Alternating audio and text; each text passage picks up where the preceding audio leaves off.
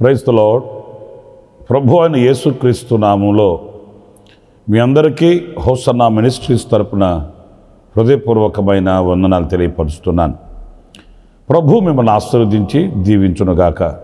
ప్రియులారా, ఈ పూట పరిశుద్ధ గ్రంథంలో నుంచి యెషయా గ్రంథం 22వ అధ్యాయం 23వ వాక్యాన్ని నేను చదువుతున్నాను. జాగ్రత్తగా ఆలకించండి. దిట్టమైన చోట మేకు కొట్టినట్లు నేను అతన్ని స్థిరపరచెదను. అతడు తన పితరుల కుటుంబమునకు మాన్యత గల సింహాసనముగా నుండును. చూడండి, ఈ వాక్య భాగంలో దిట్టమైన చోట మేకు కొట్టినట్లు నేను అతన్ని స్థిరపరచెదను అనే మాట మనం కాస్త ధ్యానిస్తే, దేవుడు మనల్ని స్థిరపరిస్తే ఎలాంటి స్థిరత్వాన్ని కలిగి ఉంటామో అనేది ఈ వాక్యం స్పష్టంగా మనకు తెలియపరుస్తుంది. ఎన్నో నిర్ణయాలు మనం తీసుకుంటుంటాము, ఎన్నో కార్యకలాపాలు ప్రారంభిస్తుంటాము, ఎన్నో ఆలోచనలు మనం ఆలోచిస్తుంటాము. అనేకమైన వాటిని ధైర్యంతో ప్రారంభించి ముందుకు వెళుతుంటాము. అయితే ఆ ప్రారంభించిన వాటిల్లో కొనసాగిస్తూ స్థిరంగా ఉండగలుగుతున్నామా? తీసుకొనిన నిర్ణయాలలో స్థిరంగా ఉండగలుగుతున్నామా? మాట చెప్పాము, ఆ చెప్పిన మాటలో స్థిరంగా ఉండగలుగుతున్నామా? ఇలాంటి ప్రశ్నలన్నీ ఈ పూట మన హృదయాన్ని తాకాలి. ఎందుకంటే అస్థిరమైన పరిస్థితి బహు ప్రమాదకరమైనది. అస్థిరమైనటువంటి అనుభవాలు దేవునికి మనల్ని దూరం చేసేస్తాయి. ఈ అస్థిరమైన అనుభవాలలో ఏ ఆశీర్వాదాన్ని మనం పొందుకోలేమండి. ఎందుకంటే ఒక స్థిరమైన అనుభూతి మనకు లేనప్పుడు నమ్మకాన్ని కోల్పోతాము. నమ్మకమే మనం కోల్పోయినప్పుడు దేవుని యొద్ద నుంచి కలిగే ఏ ఆశీర్వాదం కూడా మనం పొందుకోలేము. అందుకే సామెతల గ్రంథంలో మనం చదువుతాము, నమ్మకమైన వానికి మెండుగా దీవెనలు కలుగుతాయట. మరి దీవెనలు వచ్చే మార్గం ఏంటి అంటే నమ్మకత్వం. నమ్మకత్వం ఎలా కలుగుతుంది అంటే మనం స్థిరులమై ఉన్నప్పుడు. కొందరు చూడండి, ఒక దానిలో స్థిరంగా నిలిచి ఉండరు. కొన్నాళ్ళు ఇందులో ఉంటారు, మరి కొంతకాలం తర్వాత అదే వ్యక్తి మరో దానిలో కనిపిస్తాడు. కొంతకాలం భక్తిగా ఉంటారు, మరి కొంతకాలం ఆ భక్తిని విడిచిపెట్టి తిరుగుతుంటారు. ఇలాంటి అస్థిరమైన అనుభవాలు మనకు కనిపిస్తాయి. ఇవి ప్రమాదకరమైనవి. అయితే ఒక వ్యక్తి దేవుని చేత మనం స్థిరపరచబడాలి అంటే ఆ దేవుని చేత స్థిరపరచబడిన వ్యక్తి ఎలా ఉంటాడు అనేది ఈ వాక్యం మనకు స్పష్టం చేస్తుంది. నాకు బాగా నచ్చిన మాట ఇందులో ఏంటంటే, దిట్టమైన చోట మేకు కొట్టినట్లు.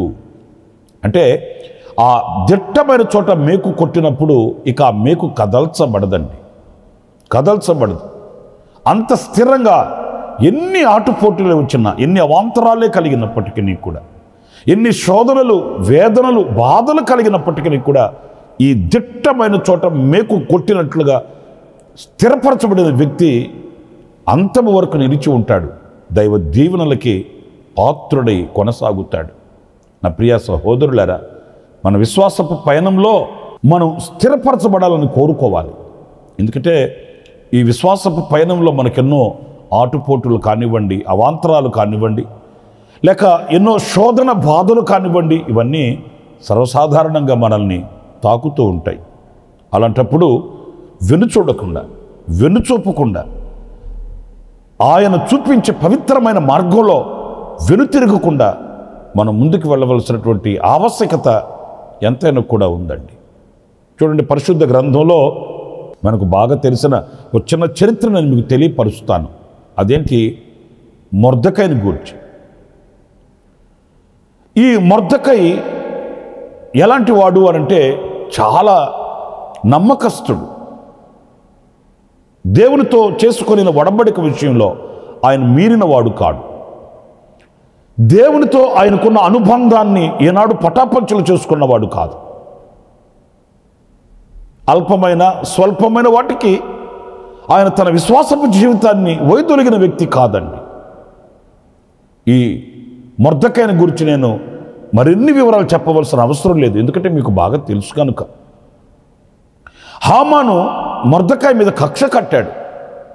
ఏంటి కారణం అనంటే, ఈ మొర్దెకై హామానికి తల వంచట్లేదు, దండం పెట్టట్లేదు అని నెపం మోపాడు ఈ హామాను మొర్దెకై మీద. ఆ విషయాన్ని మొర్దెకైకి కూడా చెప్పారు. బాబు, నువ్వు అతనికి ఒక నమస్కారం చేసేస్తే, అతనికి తల వంచి నువ్వు అతనికి ఒక దండం పెట్టేస్తే అతనికి నీ మీద ఉన్న ఈర్ష్య పోతుంది కదా అని సలహా ఇచ్చేవాళ్ళు తక్కువేమీ కాదు. కానీ మొర్దెకై ఎందుకు అలాగా తెగించాడు అనంటే, తనకు ఒకటే తెలుసు, జీవము కలిగిన దేవునికి తప్ప నేను ఎవరికి తల వంచకూడదు, ఈ జీవము కలిగిన దేవునికి మాత్రమే నేను నమస్కరించాలి. తాను నమ్ముకున్న ఆ యొక్క నమ్మకాన్ని ఎప్పుడు కూడా వమ్ము చేసుకున్నవాడు కాదు. ప్రియమైన సహోదరులారా, చరిత్రలో మనం చదువుకుంటూ వస్తే ఆశ్చర్యకరమైన ఒక విషయం మనం చదువుతామండి. అదేంటంటే, అతనికి ఎన్ని వ్యతిరేకతలు ఎదురైనప్పటికీ, అతనికి ఎంత కష్టమే ఎదురైనప్పటికీ కూడా అతడు అందులో నిలిచిన వాడై దేవుని వైపు చూచాడు. తాను నమ్ముకొనిన దేవుడు ఎలాంటి పరిస్థితుల్లోనైనా నా చేయి విడువడు అనే మంచి నమ్మకంతో ఆయన కుడికైనను ఎడమకైనను తొలగినవాడు కాదు. నేను మీకు ఇంకొక చిన్న విషయం చెప్పాలి. అదేంటంటే, హామాను భార్య మొర్దెకైని గురించి చెప్తుంది. హామాను భార్య హామాను అడుగుతుంది, ఏంటి నువ్వు ముఖం చిన్నబుచ్చుకొని ఉంటున్నావు, ఏంటి, ఏమైంది అలా అని అడిగినప్పుడు హామాను జరిగిన సంగతి అంతా చెప్పాడు. ఇదిగో ఇలాగా మొర్దెకై అనే అతను ఇలా చేస్తున్నాడు, నాకు నమస్కరించట్లేదు, నాకు లోబడట్లేదు అలాగని. అప్పుడు ఆమె ఒక చక్కటి మాట చెప్పిందండి పరిశుద్ధ గ్రంథంలో. ఆ మాటని ఎస్తేరు గ్రంథం 6వ అధ్యాయం 13వ వాక్యంలో వ్రాయబడిన మాటలు నేను చదువుతున్నాను. హామాను తనకు సంభవించినదంతయు తన భార్య అయిన జెరుషుకును తన స్నేహితులందరికీ తెలపగా, అతని యొద్దనున్న జ్ఞానులను అతని భార్య అయిన జెరుషును, ఎవని చేత నీకు అధికార నష్టము కలుగుచున్నదో ఆ మొర్దెకై యూదుల వంశపు వాడైన ఎడల అతని మీద నీకు జయము కలగదు, అతని చేత అవశ్యముగా చెడిపోదు అని అతనితో అనిరి. ప్రియులరా, ఈ చక్కటి ఈ సాక్ష్యాన్ని చూడండి. ప్రియులరా, ఈ చక్కటి సాక్ష్యాన్ని చూడండి. హామానుతో స్పష్టంగా చెప్తున్నారు వాళ్ళు. ఏమని? నీవు ఎవరిని గూర్చైతే చెప్తున్నావో, ఎవని వలన నీకు అధికార నష్టం కలుగుతుందని భావిస్తున్నావో అతడు గనక యూదుల వంశపు వాడైన ఎడల. ఎందుకని? దేవుడు వారిని దిట్టమైన చోట కొట్టిన మేకులా చేసినవాడు. ఒక దిట్టమైన చోట కొట్టిన మేకు ఎలాగైతే కదల్చబడదో అలాంటి వారు వాళ్ళకి ప్రాణం మీద తీపి కంటే కూడా దేవుని మీద మక్కువ ఎక్కువ. వాళ్ళు తమ దేవుని ప్రణాధికంగా ప్రేమించిన వారు లోబడరు. వారు తమ దేవునికి తప్ప ఎవరికి నమస్కరించరు. అనవసరంగా నీవు వాళ్ళ ద్వారా అవమానాలు పాలవడం తప్ప నీకు జయము కలుగదు అని స్పష్టంగా హామానుతో పలుకుతున్న మాటలు మనం లేఖనాల్లో చదువుతున్నాము. ప్రియ సహోదరులారా, మరి హామానుకి మనలాంటి స్వభావమే కదా. ఎందుకు వచ్చిన గొడవ? నలుగురితో మనం కూడా కలిసి వెళ్ళిపోదాం. నలుగురితో మనం కూడా వాళ్ళు ఎలాగ అడుగులు వేస్తే, వాళ్ళు ఎలా జీవిస్తే మనం కూడా అలాగే జీవిస్తాం. మనకెందుకు వచ్చిన గొడవ? ఈ రిస్కుల్లో, ఈ సమస్యల వలయాలలోనికి మనం ఎందుకు వెళ్ళాలి అని అనుకుని ఉండొచ్చు కదా. లేదు, ఆ దిట్టమైన చోట కొట్టిన మేకు ఎలాగైతే బలము కలిగి ఉంటుందో ఆ రీతిగానే మొర్దెకై నిలిచాడు. అంతంలో మనం చూస్తామండి, ఊరేగింపులో ఉండవలసిన వాడు ఉరికమ్మం మీద ఉన్నాడు, ఉరికమ్మం మీద ఉండవలసిన వాడు ఊరేగింపులో ఉన్నాడు. చరిత్రలు తల్లకిందులుగా మార్చబడ్డాయి. మన విశ్వాసపు యాత్రలో కూడా మనం ఎలా ఉండాలి? ఇటు గాలి కొడితే అలా వంగిపోయే బలహీనమైన చెట్టుగా కాదు, మనం నాటబడిన ఒక శక్తి కలిగినటువంటి వృక్షము వలె మనం నిలిచి ఉండాలి. మనము బలాన్ని పొందుకోవాలి. మనం ఆ శక్తి సామర్థ్యతల్ని విశ్వాసమందు మనం కనపరచాలి. అది దేవుడు ఒక వ్యక్తిని స్థిరపరిస్తే కలిగే అనుభూతి.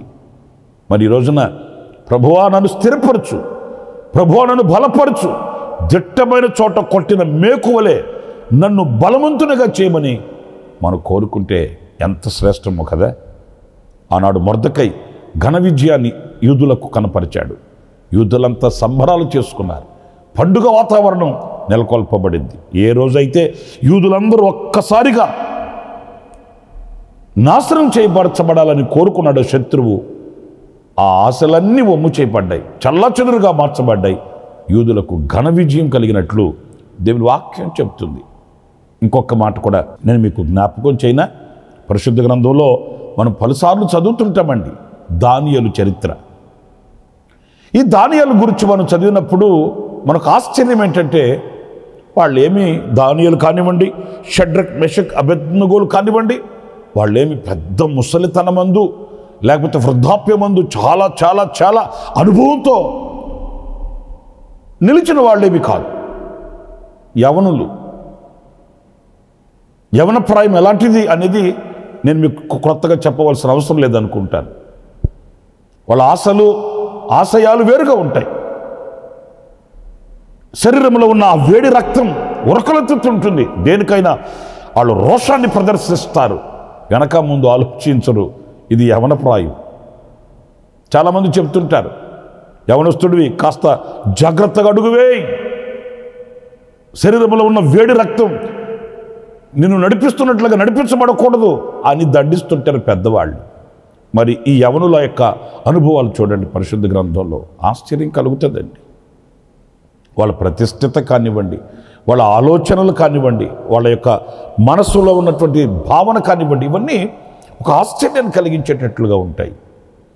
ఈ సందర్భానుసారంగా నేను మీతో చెప్పాలి అనంటే, ప్రత్యేకంగా దానియేలు యొక్క అనుభవాన్ని మనం గమనించినప్పుడు ఎన్ని శోధనలో వాళ్ళు ఏదో అక్రమం చేశారు, అన్యాయం చేశారు, లేకపోతే మరొకటని కాదండి. మనకు బాధ కలిగించే విషయం ఏంటంటే, మీరు దానియేలు గ్రంథం 6వ అధ్యాయం 4వ వాక్యాన్ని నేను చదువుతాను, మీరు చూడండి. అందుకు ప్రధానులను అధికారులను రాజ్యపాలన విషయంలో దానియేలు మీద ఏదైనా ఒక నింద మోపవలెనని ఉండి తగిన హేతువు కనిపెట్టుచుండిరి.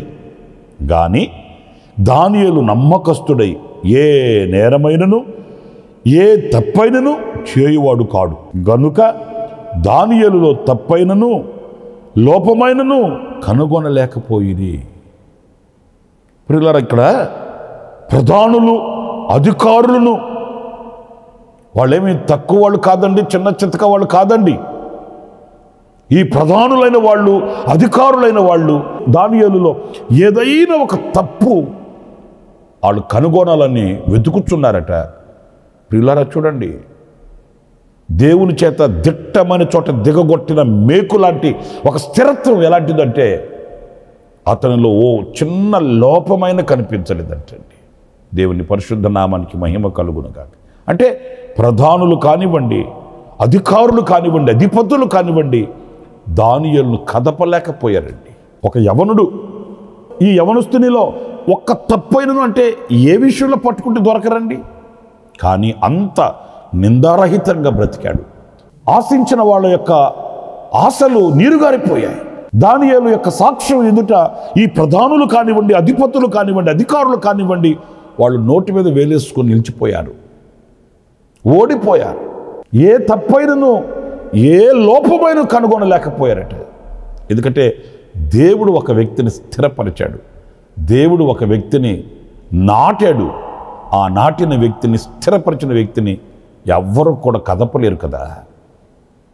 నా ప్రియమైన సహోదరులారా, ఇలాంటి మన పితరుల యొక్క జీవిత అనుభవాలు మన ఎదుటి నిలిచినప్పుడు మన బ్రతుకులను ఇలాంటి అనుభవాలతో సరిపోల్చుకుంటూ నేను ఎలా ఉన్నాను అనే ప్రశ్న మనందరికీ కలగాలండి.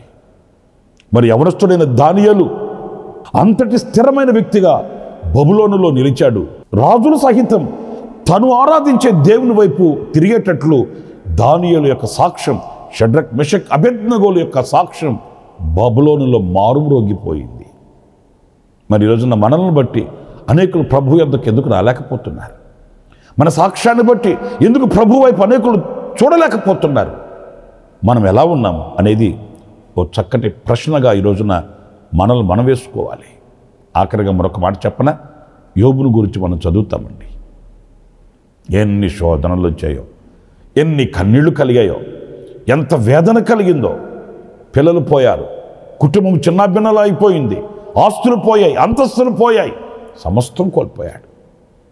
ప్రియులారా, ఒక్క మాట జాగ్రత్తగా మీరు ఆలకించండి. అన్నీ పోయాయి, కానీ దేవుని మీద తనకున్న భయభక్తులు కానివ్వండి, దేవునిపై అతనుకున్న విశ్వాసం కానివ్వండి, దేవునిపై తనకున్నటువంటి నమ్మిక కానివ్వండి, అతనిని విడిచిపెట్టిపోలేదండి. ఆశ్చర్యమైన ఒక మాట చెప్తాను, నోటి మాట చేతనైనను అతడు పాపం చేసిన వాడు కాదట. ఎలాంటి పరిస్థితుల్లో? ఒళ్ళు గుల్లైపోయింది, ఇల్లు పాడైపోయింది, పిల్లలందరూ సచ్చిన శవాల్లాగా ఒక్క రోజున సచ్చిన శవాల్లాగా పడుకు పెట్టబడ్డారు. అయ్యో, యవనస్తులైన పిల్లలు పోగొట్టుకొని, ఆస్తులు పోగొట్టుకొని, మన పెద్దలు చెప్తుంటారు కదండి, పువ్వులమ్మిన చోట కట్టెలమ్మలేము కదా అంటుంటారు. అలాగే చిందరవందరు చేయబడిన ఆ బ్రతుకులో కనీసం నోటి మాట చేతనైనను అతడు పాపం చేసిన వాడు కాదట. ఎందుకని? అదే దిట్టమైన చోట మీకు దిగగొట్టినట్లు. ఈ స్థిరత్వం చూడండి ఎంత ఘనమైనదో. మనకు ఒక చిన్న చేదైన అనుభవం కలిగితే చాలు, మనం దేవుని దూషిస్తాము, దేవునికి దూరం అయిపోతాము. నా ప్రియమైన సహోదరులారా, ఇదిగో ఇలాంటి స్థిరత్వాన్ని మనం కోరుకోవాలి. అందుకే యోబు రెండింతల ఆశీర్వాదాన్ని పొందుకోగలిగాడు. రెండింతల దీవెన అతనికి చేరుకుంది. ఏ పరిస్థితుల్లోనైతే ఇతని యొక్క చరిత్ర సమాప్తం అవుతుందని అనుకున్నారో, అదే ప్రజల కనుల ఎదుట ఆయన మరల చిగురించిన వృక్షము వలె ఎదిగాడు, అనేకులను అబ్బురపరిచాడు.